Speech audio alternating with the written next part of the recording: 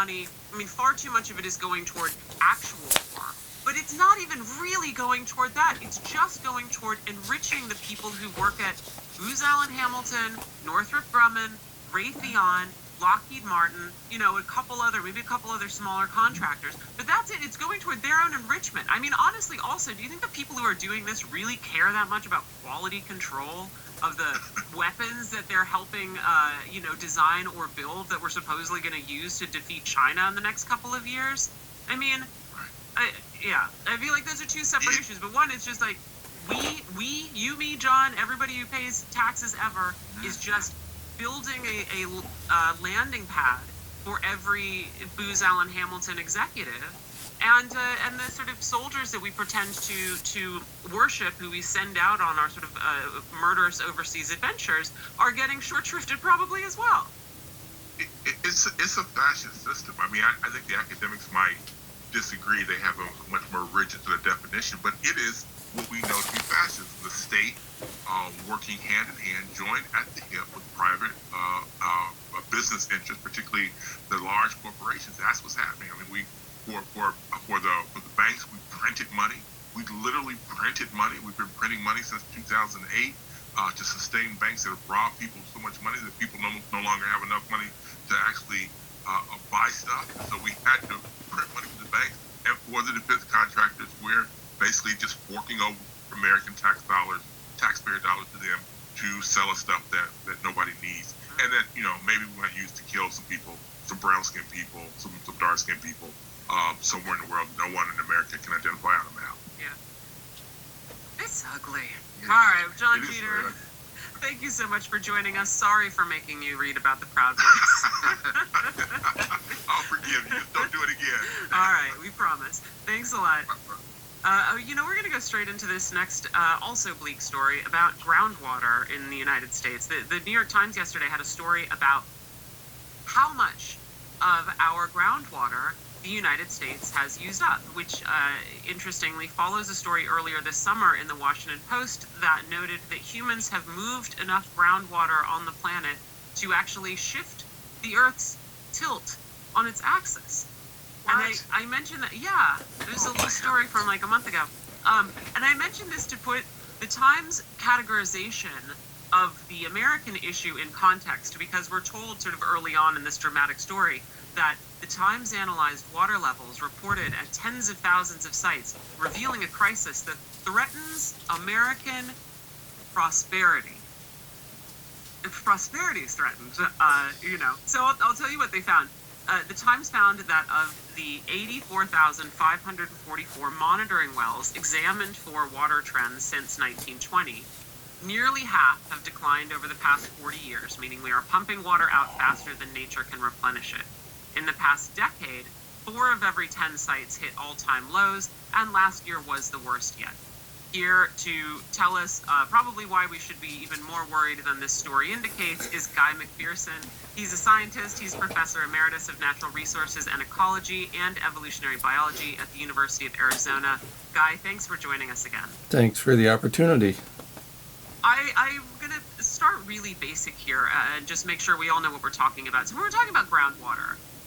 What is this? We're talking about aquifers. I don't know if we're talking about underground springs. What does this encompass? Okay, first off, I love your comment, Michelle. Threatens our prosperity? Prosperity? As you indicate with a proper level of snark thrown in, declining groundwater threatens a lot more than our prosperity. It's not just about the money we make. It threatens our ability to grow food. After all, groundwater is, as it sounds, the water under the ground. This water is pumped out of the ground and used to water crops. When I was in graduate school in the panhandle of Texas, my professors often expressed concern about extracting more water than was being added to the Ogallala Aquifer. Of course, it was happening then, in the early 1980s. It's still happening, and even the New York Times has finally noticed. The Ogallala is one of the largest aquifers in the world. It underlies an area of about 174,000 square miles, or about 450,000 square kilometers, in portions of 8 states in the interior of this country. Here's some context. The last time the Ogallala Aquifer was as low as it is now, we experienced the 1930s Dust Bowl in this country. That was quite inconvenient. In typical human fashion, it's as if we have learned nothing from the experience. The Ogallala Aquifer itself, it's enormous. This is where we get a huge proportion of the water that we use to grow the food that we eat. And it provides water for the vast majority of grains grown in this country. The United States trails only China in the annual production of grains. Industrial civilization, as with all civilizations throughout history, relies upon the ability to grow, store, and distribute grains at a large scale. Without the ability to do that, this set of living arrangements ceases to exist. Bottom line, individuals might believe they can survive by leaving grains out of their diets. However, these individuals depend upon the grains consumed by the rest of us for several reasons, including a robust economy, the ability to maintain nuclear power plants, and very importantly, the retention of aerosol masking. When industrial activity declines, the aerosols in the atmosphere, which act to cool Earth, fall out of the atmosphere. Within 5 days, according to Professor James Hansen, the planet will heat up very rapidly. So there's a whole bunch of reasons that we need to pay attention to the rapidly declining groundwater levels in the Ogallala Aquifer and in other aquifers throughout the country and throughout the world. The other question is, I mean, again, this is dumb, right? But we learn about the water cycle in school, and it's like the water is not like disappearing off the planet, right? But it's going elsewhere. And I wonder if you could talk to us about, replenishing and non-replenishing groundwater, right? Why does it matter so much that these particular sites are not being replenished, and why aren't they being replenished? Right. Well, you say it's a dumb question, and I'm sure most of your professors in college told you there's no such thing as a dumb question. I used to tell my students after we had met for a couple of weeks and they understood my sense of humor, somebody would ask a question that I'd already given an answer to, and I'd say, you know how your other professors tell you there's no such thing as a dumb question? Well, that was one. Anyway, yours is not a dumb question. Aquifers are naturally replenished by precipitation. Precipitation penetrates into the ground, and ultimately the precipitation coalesces into aquifers. Of course, people who grow food can use any water, right? Any farmer can use any water. We have the technology to distribute it quite conveniently and precisely to pretty much any place we want. But the growers in the world have already tapped out most above ground sources, including most of the world's rivers. Within the last 50 years or so, they've been extracting more water from aquifers than is naturally put in by precipitation. This is among the consequences of having more than 8 billion people on Earth. And so as a result, because everybody always wants more of everything, I don't see this going away anytime soon. And then the other question, I mean, I remember I lived in Southeast Asia for a while, and about a decade ago there were a bunch of headlines about how the temples of Angkor Wat might start to shift because so much groundwater was being pumped from underneath them to massively develop the city of Siem Reap nearby. And that doesn't seem to have come to pass yet, at least. But I wonder if you can talk to us about what happens when groundwater dries up, because it isn't just that wells go dry, right? Like this affects a whole landscapes. Right. Pumping groundwater has many consequences. The primary one with which I'm familiar is settling of the ground directly above the declining water table. When I was living in Tucson, Arizona in the late 1980s and beyond, groundwater pumping was directly linked to settling of the ground. Fissures were being created, those were the obvious signs. In addition, buildings with homes and businesses were literally collapsing in place. The corner of a home would settle into the sinking ground. It didn't take long for buildings to become unusable. The wells go dry, so there goes the supply of drinking water. The ground settles, so there goes the houses and the businesses. So it's not just water. It's water and its interaction with the soil it's existing within. All that is one piece of a big puzzle, and as with so many things in the so-called natural world, you can't pull one string without having consequences. At some point you keep pulling those strings, the arm of the sweater comes off, right? And it's the same thing in the natural world. We charged ahead as if money was the only thing that mattered. And what are we left with? A dying planet. That's inconvenient. Yes, it is. I mean, you've addressed this already, but I kind of want to go back to it. This characterization that the crisis threatens our prosperity seems, I mean, honestly, I think, was there not an editor? Like, you don't have to be a sort of, you don't have to be a climate alarmist to think that seems a little bit it seems that you're understating the problem. And it is very funny to me, Guy, that the idea that people might say, oh, well, I guess we just won't grow grains anymore. I mean, one, it's a staple of people's diets. And sure, two, yeah, we could all stop eating wheat. Like, it's fine. We could survive. But wheat, like, this crop is not the problem. You know, Right. Our entire sort of economic system is the problem. And so I wanted to talk about, you know, I don't know, yeah, this idea that we can still manage these, like, systemic dominoes falling by doing something as specific as, well, we just won't go grow grain here. Right. Yes, as nearly as I can tell, financial wealth underlies the current version of the American dream.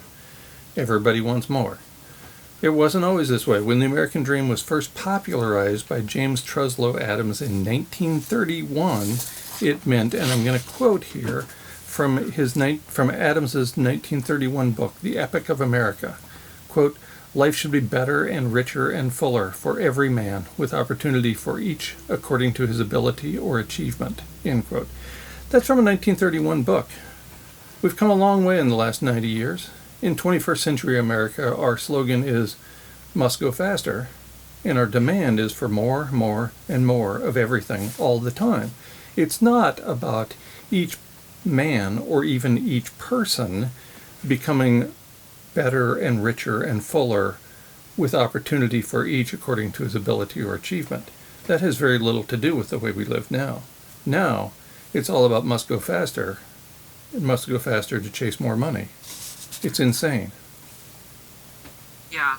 I mean, the other thing that this story mentions is that previous efforts to look at groundwater in the United States have been piecemeal, and maybe we can start taking a more holistic approach. And I wonder, you know, I mean, I don't know if we can sort of separate that philosophically what an approach to conserve groundwater and reverse these processes might look like, but also, like, specifically what in a beautiful world where the government that we have recognizes the state that we're in, like, what would be steps in a plan that would show they were taking this seriously? Right. Yes, I lived in Tucson, Arizona for 20 years. After that, I lived in southern rural New Mexico for about 8 years. Regulations, policy, and law differ greatly in the two states, even though they're right next to each other, and you would think that people would be familiar with aridity and all that goes with it. Arizona is renowned for its rapid growth, which has demanded sucking water out of the ground after destroying all of the extant surface water. There's basically none left. As a result, Arizona is running out of drinking water, and buildings are collapsing, as I indicated earlier.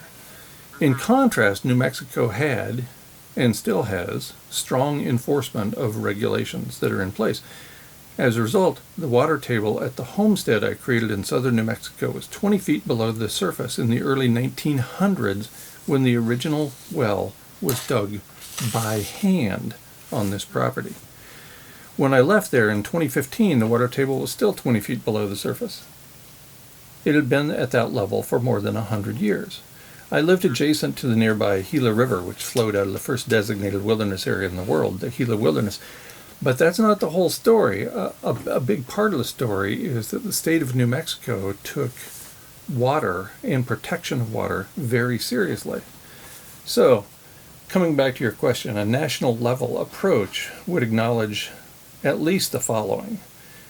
One, water is the most important item in our lives, right? I mean, I remember watching an episode of Star Trek many thousands of years ago, and there was this organism that looked like a tar pit, and it constantly referred to the humans as ugly bags of water. Ugly bags of water. So even the tar, right? Even the tar pit knew that we were water. I mean, no need to body shame about it or anything, but first and foremost, water is the most important item in our lives. Number two, to preserve the most important item in our lives, we must protect it. Number three, protecting water means protecting the myriad species that occupy and make use of the water. It's not all about us all the time.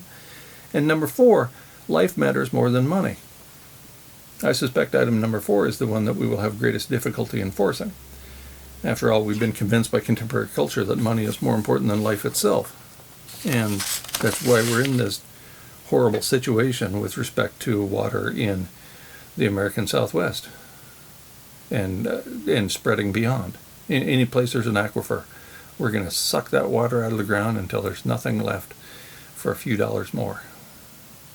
Yeah, and I can imagine the current administration standing up and saying that water's important and we're going to make some new rules governing its use. Hard to imagine them really getting behind the idea that anything is worth more than money, right? Yeah, absolutely. Like, they're not willing to do it in the realm of healthcare or in the realm of war and peace. I don't know that we should be expecting them to do it when it comes to ecology. Yeah, it's something that most people don't understand very well, that we actually depend upon other species for our own life, and those species depend upon things like, crazy stuff, water and air, to survive. Yeah. Enjoy those aquifers while we got them, I guess. Guy McPherson, thank you so much. We really appreciate your time. Thank you. Take care.